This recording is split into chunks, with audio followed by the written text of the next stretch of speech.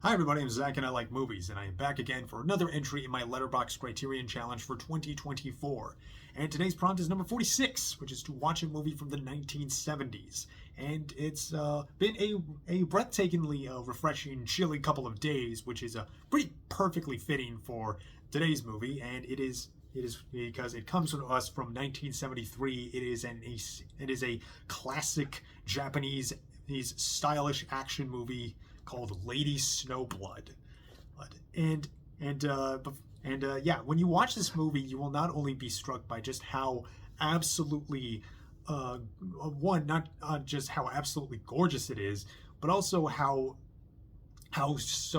yes, obviously this was such a huge influence for Quentin Tarantino in making Kill Bill. In sort of the same way that like watching The Great Silence plays such an obvious inspiration for The Hateful Eight. But something you might not know about Lee Snowblade is that's actually based on a manga series. Came to us from writer Kazuo Koike and illustrator Kazuo Kamimura. And Koike himself already had a pretty hard influence. He already had his own influential story before this. He created the Lone Wolf and Cub manga series, which not only inspired its own long-running series of these great pulpy action films, but became kind of this action staple this action setup staple that's been influenced and seen for decades since, right up into The Mandalorian.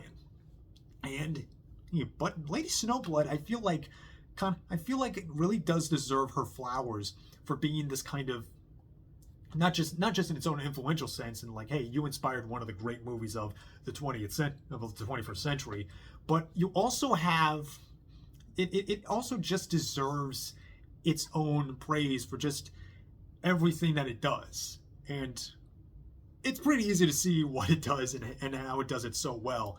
This is a movie that it doesn't really require much from the audience other than to just sit down and just get a watch in it.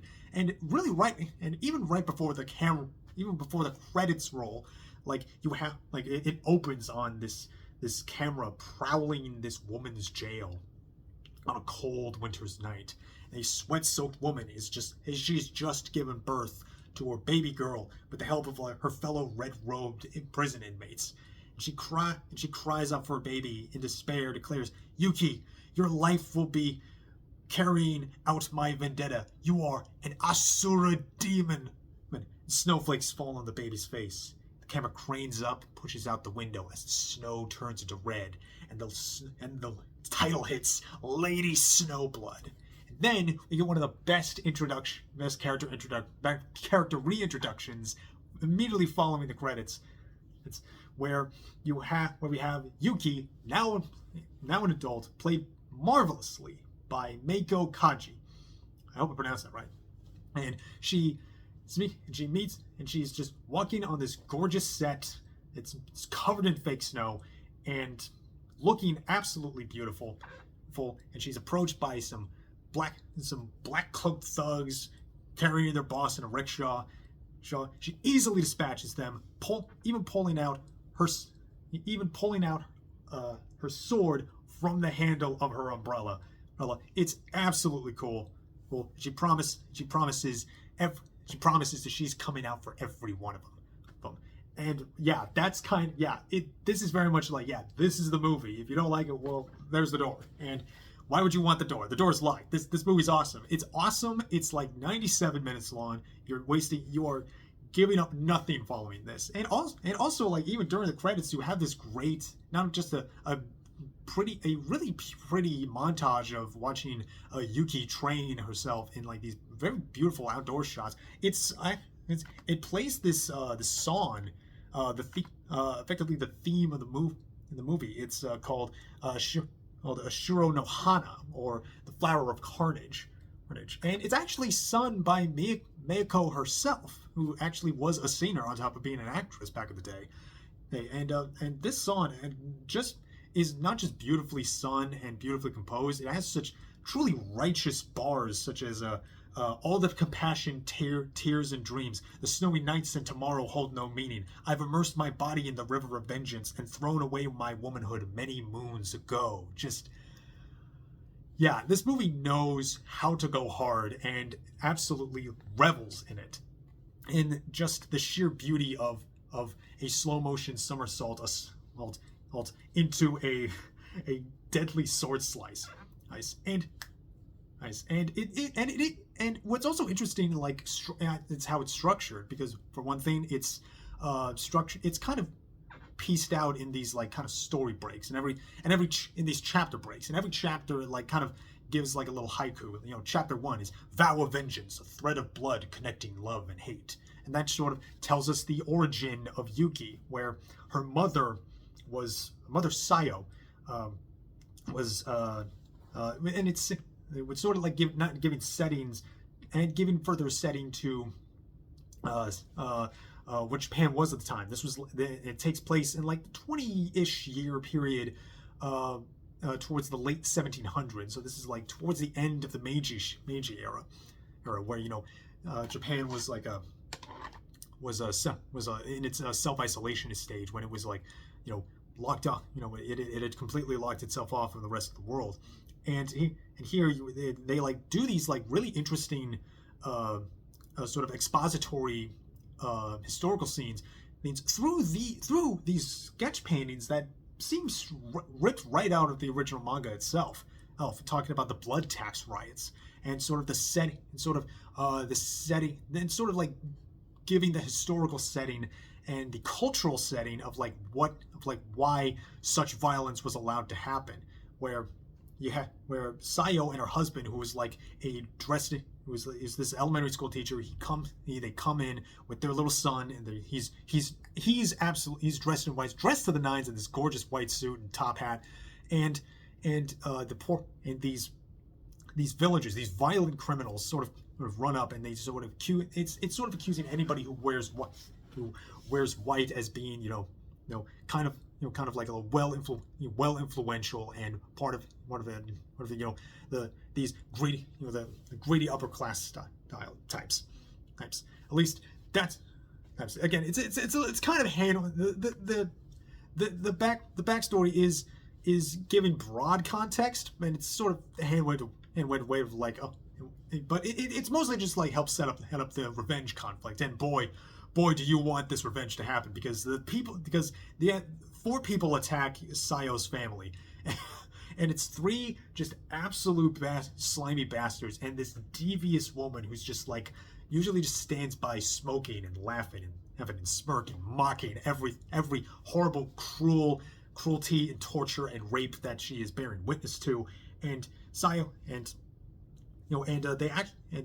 the way it's cut also, it keeps sort of coming into Yuki's present and cutting back to the past of her origin in this chapter, and it feels a little it can feel a little convoluted if you're half paying attention, but it feels so stylishly brisk. It really livens the imagery, especially with the way that the camera just sort of takes on this like sort of handheld documentary style, and allows these sharp crash zooms to like really punctuate the moment, and we see, and like even just the reveals of the carnage is really powerful too. Like it'll open, like Yuki will be like praying at a headstone, and then it will cut to a patch of river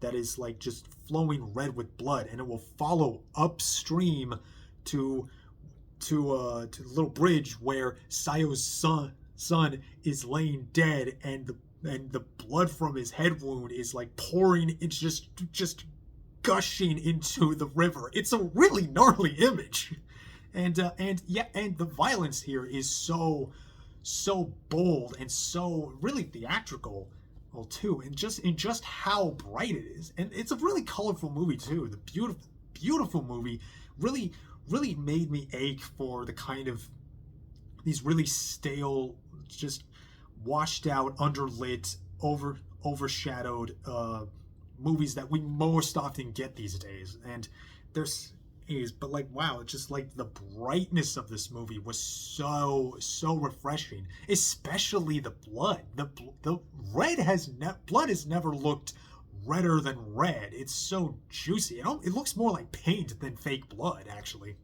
And yeah, it does that thing where, like, whenever there's a slash and whenever somebody like gets like takes a hit from a sword, it just like gushes, just absolutely paint streaks across the walls, and it's sadistic and so fun, and even like has moments of like comedy too, where Yuki reflects on her sensei, which also is very like, yeah, this is definitely the proto Pei. Her sensei is the proto Pei Mei from Kill Bill, in the way that she is the proto bride.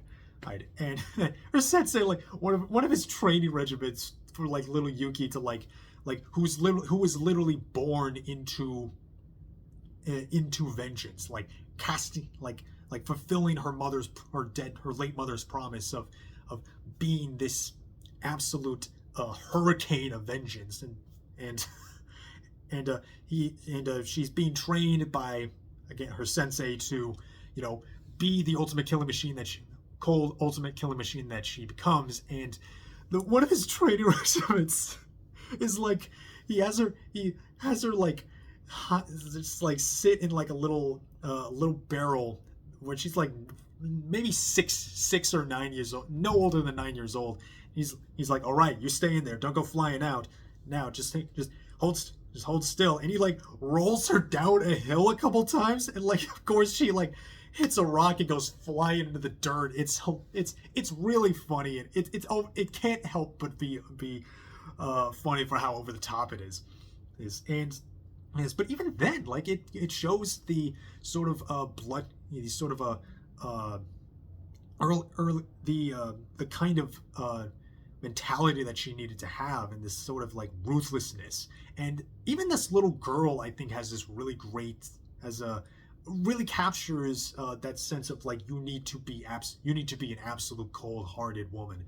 And like even when she's like being trained in the rain and the night, and she's sweating, and like her sensei catches a sword on her, she's just like staring absolute daggers back at him with these cold, malicious eyes, and she licks the sword, licks the blood from her wound. It's so hard. And that really, and Meiko's performance carries that so well. She is so good in this, and she really captures like her eyes. She's all it's not just like, not just because she looks beautiful and she's able to like do all this stuff, but it's like she has such amazing reactions. It's these hypnotic set of eyes. She really knows how to wield them like weapons too, like just as with her umbrella sword. Just this like cold, dispassionate, focused eyes.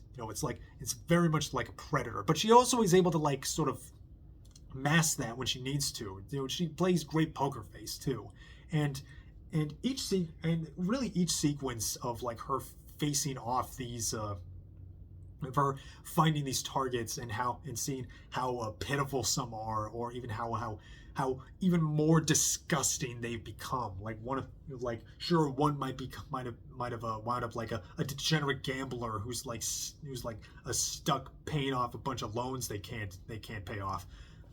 But like when she eventually finds the woman who oversaw her mother's rape, is oof. That scene was like so gnarly, because like she's going through, she's one woman armying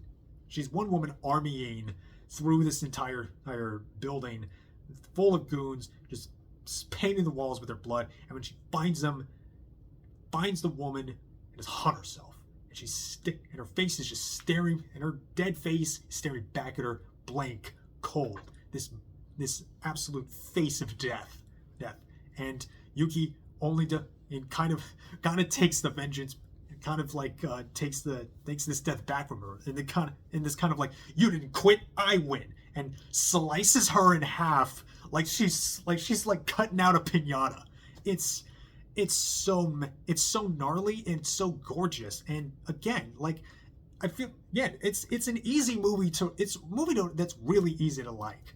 And I feel like anybody who kind of poo-poos the idea of style over substance is kind of suffering from a disease that where their brain is missing that part of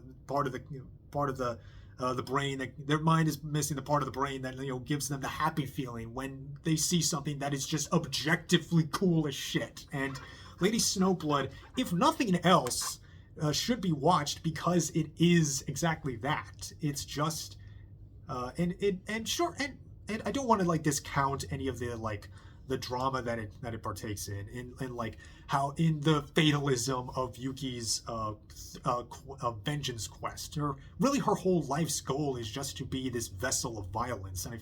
But being as scant as it is, it doesn't I don't think it quite digs into as deep of her psychology as, say, I don't know, something like Blue Eye Samurai eventually does, which also definitely was influenced by this, I can tell. But for just the fun of it, for just the absolute just amazing look of it, like just stylized to heaven and back with very sharp crash zooms, these gorgeous sets, these colorful scenery, and real painterly violence that it partakes in, with all the beautiful squibs and the gushing blood. And it's such a wonderful portrait of violence and it's just watch it. It's just so cool.